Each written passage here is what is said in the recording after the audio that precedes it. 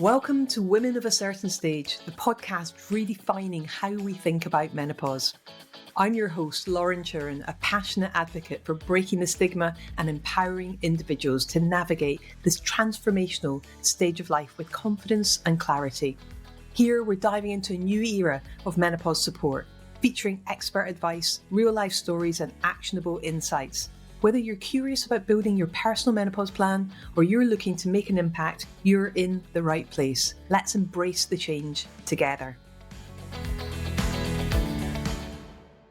Amazing! I'm so excited about getting a chance to chat with you, Kelly. And I can't remember now when it was that I came up to London and we recorded the podcast. Can you remember when that was? It was sometime in 2024, maybe like June. Maybe. Was it really? Like crikey. Yeah. So much has happened since then. So yeah, it's great. It was such good fun coming up. And I think we had, how many? There were 5 people there. I'm trying to remember. Yeah, so we had the Menopause and Me for the UCL Disrupted podcast, Disrupted Voices podcast. So yeah, it was great to have you on and to, talking about our experiences and hearing from everybody talking about their experiences of menopause and that kind of into the generational squeeze. So that kind of like how we're like juggling things at this point in our life and the menopause can hit. But we're juggling things at any time, because I know your menopause was earlier. So yeah. And I thought it was great because you had colleagues there from different departments with different backgrounds, and so they had such great insights to share.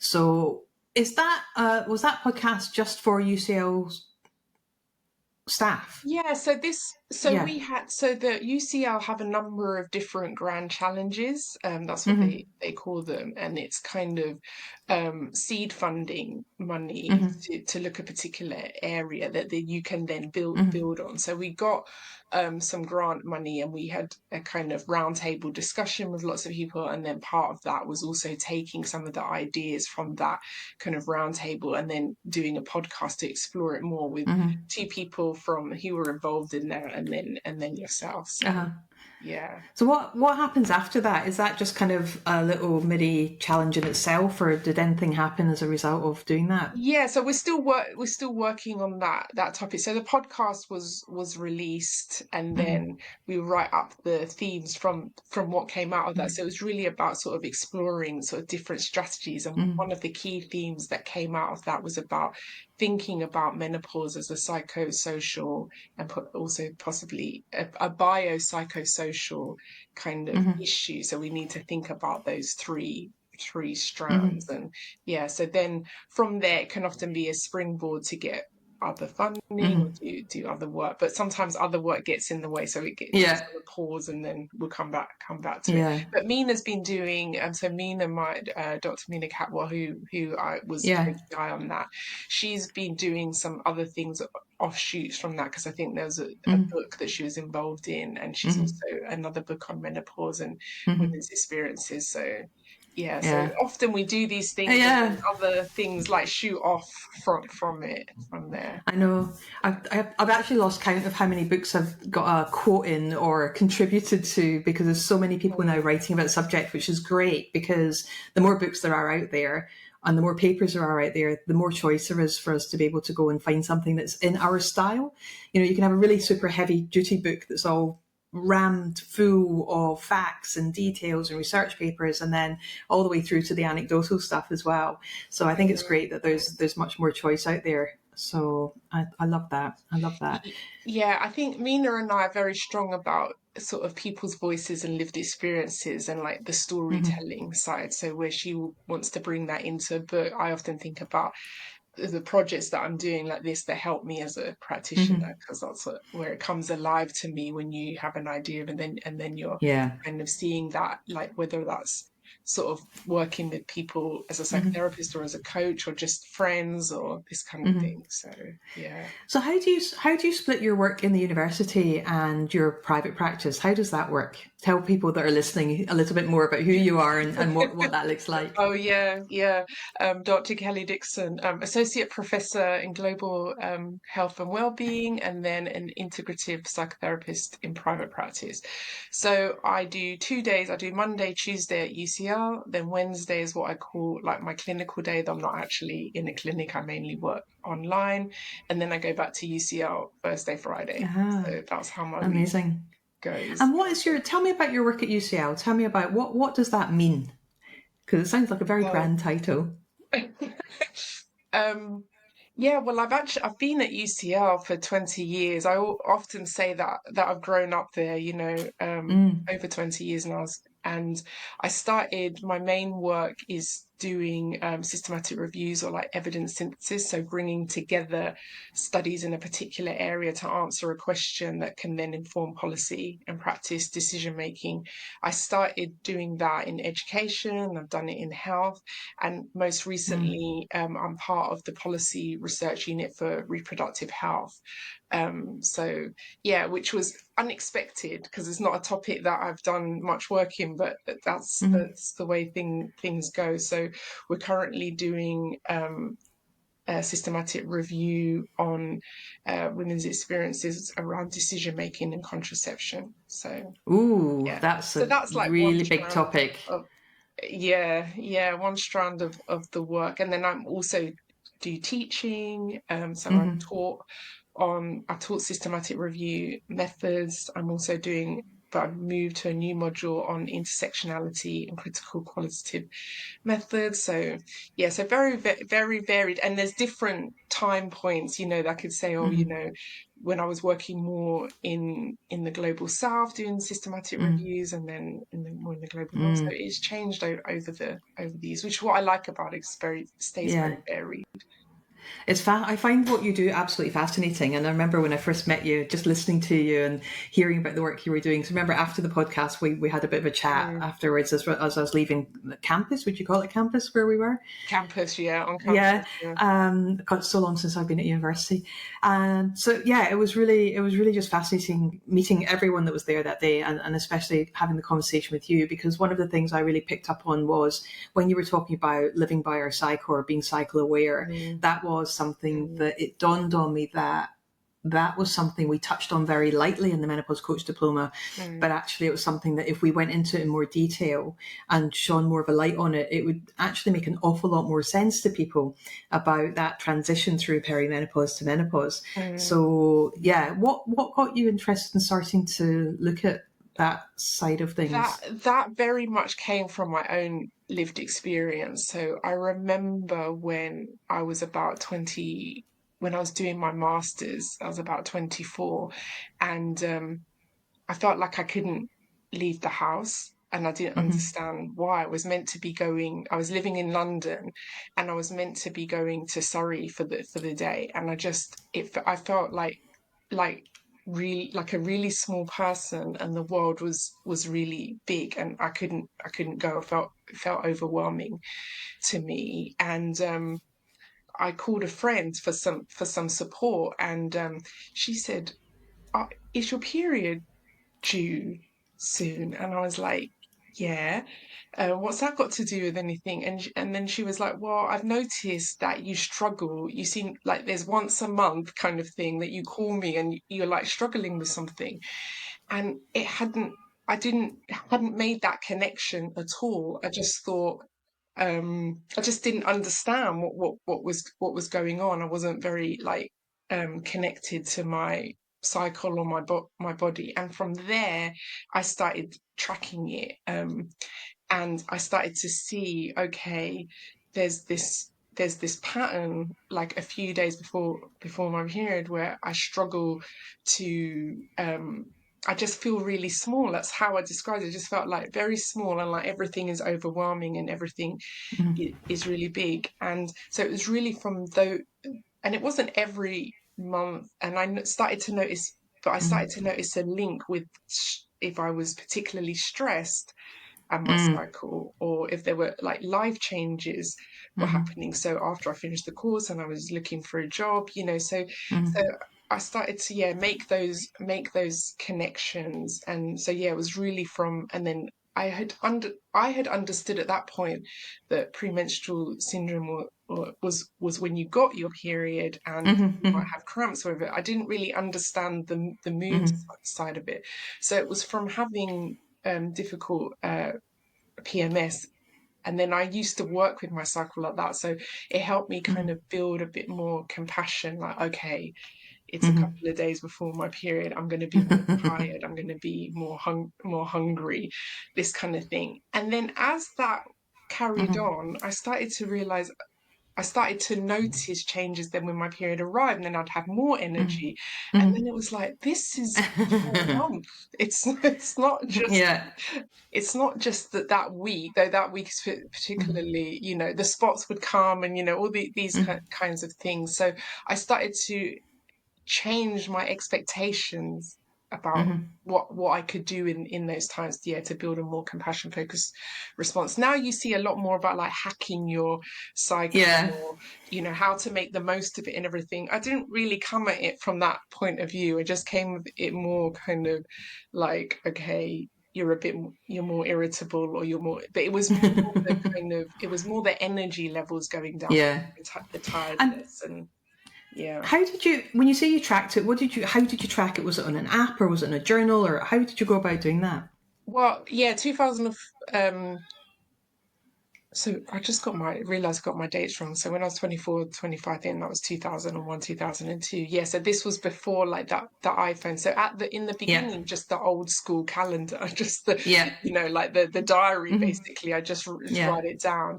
And then I think in 2007, I got the iPhone, and there was Oh. iPeriod, and I have all my data. Ah. And that's when I started, because numbers are not my strong point. As you can see, I don't even know how old I was.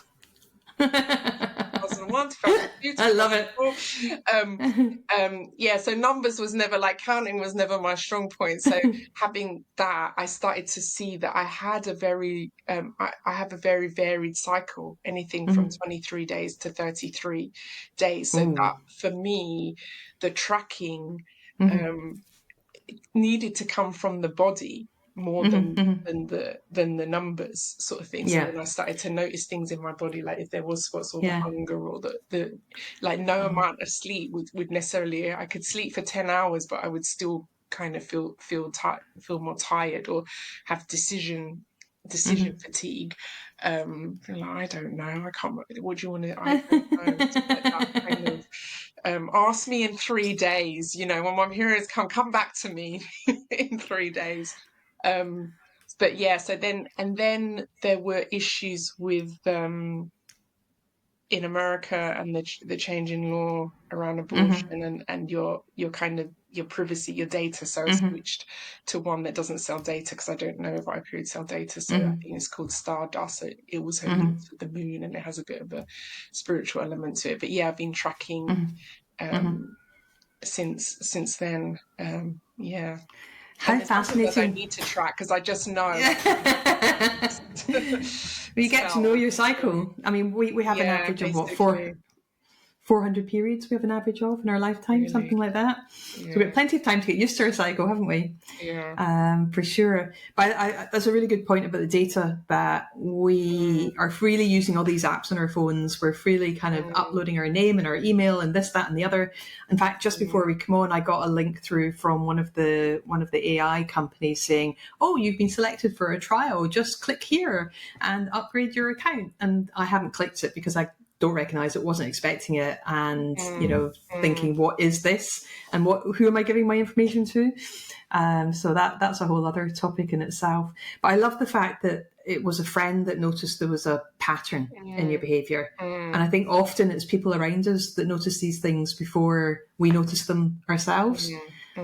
So she made that comment, or he made that comment, your friend made that comment, you started tracking it, and you built in more self-compassion. What other changes did you make on the times of the month where maybe your energy was higher? What impact did that have on how you approached work or day-to-day life and training and stuff like that? Yeah, so one of the first things was I started learning about, like, what happens in a PMS, so like the B vitamins, B6, B12, not like thinking, okay, I don't want to drink too much alcohol in that week. In my younger, in my 30s, I'd just get so much done when my period started. Those 2 weeks, I didn't think about, like, kind of maybe I should manage my energy levels. I just go full blast and then hit the crash, and I just used to do that. Whereas now I think to be honest, it's leveled out a little bit more now. It's not as many highs and lows since perimenopause, so that's good. But yeah, now I'd kind of be a bit more kind of harness that energy in a different way. But I think I probably notice it more as a therapist. So at UCL, you know, if I'm like lots of high energy and I'm not necessarily particularly grounded or in a kind of physical way, then that would be okay. Talking a lot, doing a lot, you know, firing off emails and everything, that works okay. That's okay to a certain extent. I think what I noticed it more with clients was that higher energy. Maybe I wasn't as focused, or was asking more questions, or was a bit more proactive, a bit more kind of solution focused, being solution focused, rather than remembering that I need to slow down still in my, you know, what about this? We could do, you know, being all this kind of thing. And actually now I need to ground myself more when that energy is higher. And then with being in the luteal phase and being more sensitive, just being mindful that I might be more prone to tearfulness, and so if a client is bringing something difficult, that, you know, I might feel it more, or it might not be my stuff, you know, it could be it might not be their stuff, it could be my stuff, and so just being mindful of that. So I think with clients, kind of being more aware and attuning more, and then you know, adjusting more. So definitely more grounding in that. I'm like day 4, day 5, and can you see the end of you know, so this is what I'm talking about. Like, am I listening enough, or do I just want to talk? So yeah, and I can really see the change in your energy from when we last spoke. It's really interesting. It is interesting, and I love the fact. I just wish we were all brought up understanding and knowing about our cycle and knowing the impact it's having on us, because I mean, how many times do you have a client that comes to see you? And you must also recognize in some clients, because people are affected to a greater or lesser extent. So some people won't be impacted so much, other people much more. But what do you do when both of you turn up and you're both feeling a bit flat and a bit down, and or the opposite? You both turn up and you're both super high energy. I mean, you know to regulate, modulate yourself. But what about your client? How do you interact with them? Yeah, I mean, I only work with a client cycle if they bring it in. So I don't, you know, I'm not tracking their cycle. I wouldn't know unless it's something they bring in that they want to work with, or they mention it. Then, yeah, I mean, it depends. I'm very person centered. I might notice it. I might say something. If that's where if it's high energy and that's where they are, and that fits in with what they need to be working in, it's okay. If it's kind of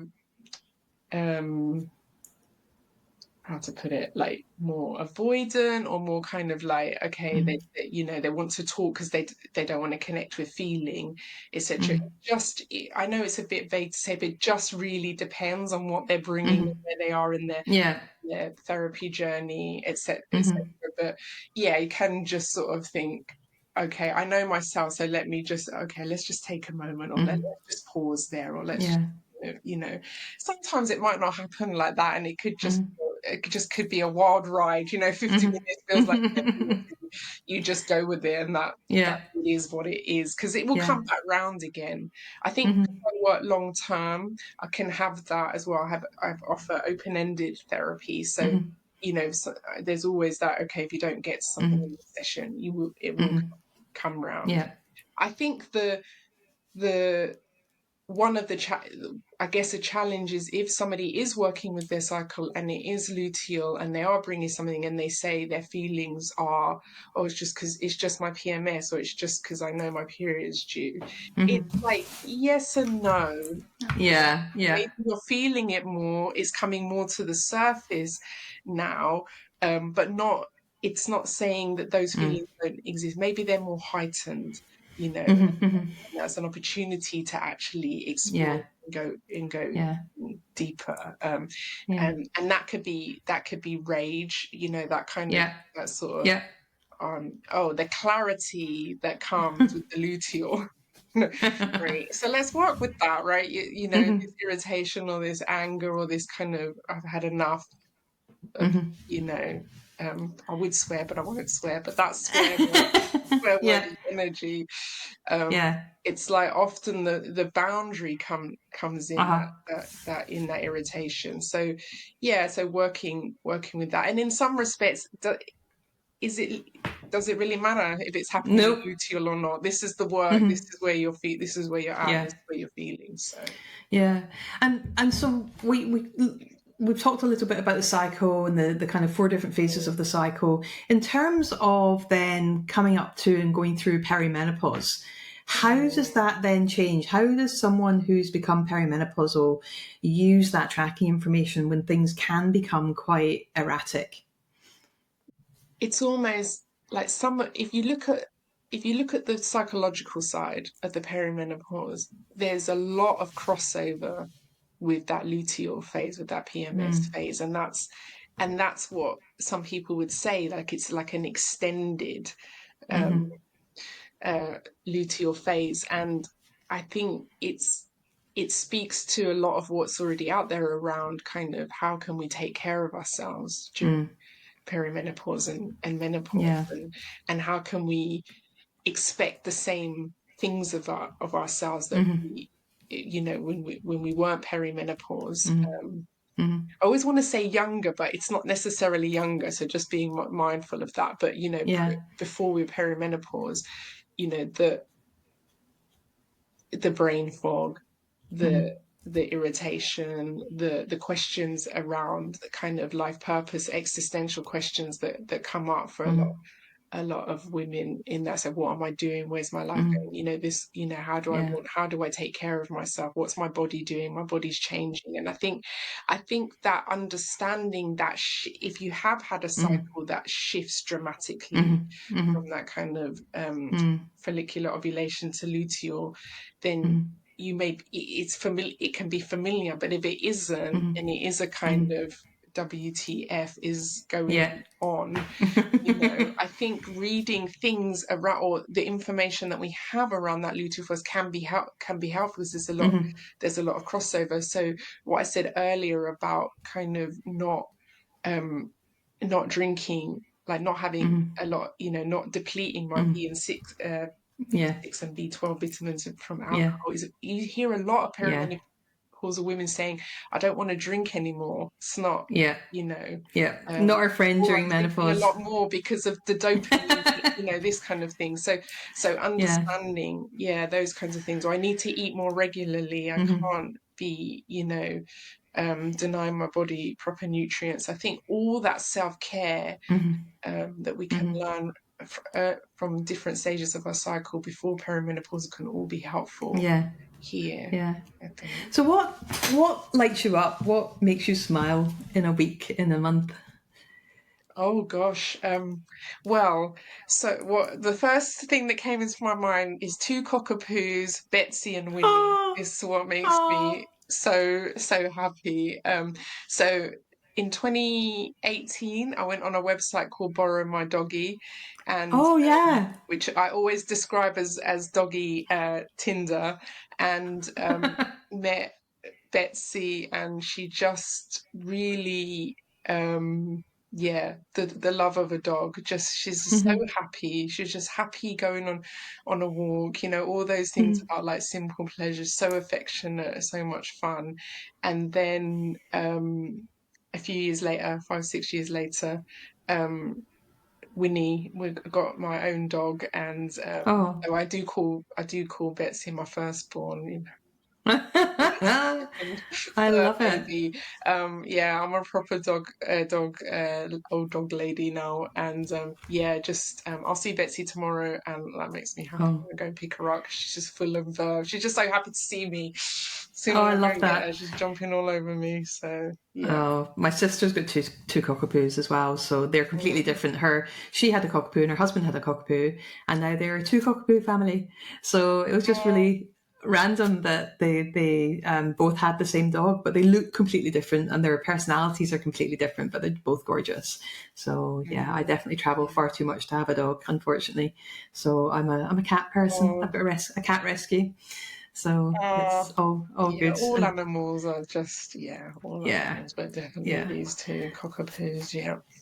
I think we can learn a lot from animals. Sunrises as well. Oh, I'm a sunrise. Oh, I love a sunrise, love a sunset. Yeah, oh, beautiful. yeah. Well, it's definitely good. Plenty of sunsets at this time of year, that's for sure. Mm, We get to see them. So, with the work that you're doing now, where do you see that going moving forward? The work you're doing at UCL. Generally, I think doing more research on kind of um, lived experiences, Mm-hmm. whether that's um, people's accessing like mental health services, which is a Mm-hmm. project that we're working on, South Asian women's access to mental health, or more work around menopause, or I'd really like to do some more work around kind of premenstrual syndrome and PMDD. Mm-hmm. Maybe do a systematic review on that and like look at sort of the qualitative research. So Mm-hmm. yes, I think now that I'm coming more to Mm-hmm. the other side of things now, I feel like maybe it's something that I could look at. And I'm very much interested in sort of thinking about the sort of variation in people's experiences, what Mm-hmm. how different that intersectionality, so Mm-hmm. how gender, class, race, etc., how that intersects, so and we can understand how we are having different experiences. So yeah, I think more research. With the decision making on contraception, how far are you far enough into that to be able to comment on what some of the key themes that are coming up Not are? No, not Not yet. yet. So it's draft Yeah. report stage, and it hasn't gone to Yeah. the Department of Health Yeah. yet. So it's all under wraps. But Uh, when it does, I can let you know when it comes out, because there's some important findings coming up. Yeah, definitely a topic that's been hitting the news headlines quite a lot over the Mm, last couple of years, and I mm, think that we're learning stuff now that we well, I'm coming up for 60, so I definitely didn't know what the impact of taking contraception was when I was younger, and we're now learning an awful mm, lot more about that. So it'll be interesting because I don't recall there being much discussion or choice, or mm, it was just a case mm, of here you go, take this. mm, And mm, it's only since I've been doing this work that I've started to really understand a lot more about the choices that were being made for us rather than with us. So definitely be fascinated to see what comes out of your Yeah, work. I can say from that work that can't go into specific findings, but taking that life course approach, thinking about how that Mm-hmm. decision making changes over the Mm-hmm. course of a woman's life is definitely a key part of it as well. Mm-hmm. And obviously from my point of view, I'm seeing like the crossover with Mm-hmm. how people might feel about taking HRT or taking hormones. So there's definitely Mm-hmm. crossover themes there. Yeah. Mm-hmm. Interesting. What would you say to somebody who was perhaps going to see their doctor at the moment, whether they were talking about contraception or they were talking about HRT or something along these lines? What sort of things would you say to them are good three top tips to go into the doctor being prepared? Well, first of all, depending on your relationship that your experience of GPs and how much you feel Mm-hmm. listened to or feel heard, I would definitely say be prepared. Have your key points. I think it's always helpful to know, depending on what you going to ask, if you know what the guidelines already are. So if there are Mm-hmm. nice guidelines on something, because that's what they will Mm-hmm. follow, and if in part of that preparation, use that language, I think it can be Mm-hmm. helpful.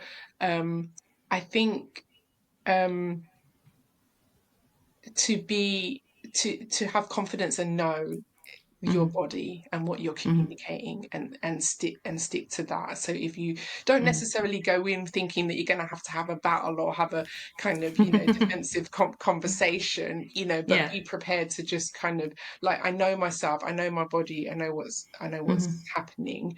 And this is what I think. So and then have somebody to talk to before and after if you are concerned. I always think don't go in without, because you come out and you want to tell someone straight away like what happened, and have your person. Yeah, and that's a really good point. I think we touched on this very, very beginning of the conversation where we said, this is the time in life when we're juggling all the things. And for a lot of people, it's also the time when we've got the most disconnects with any form of social interaction.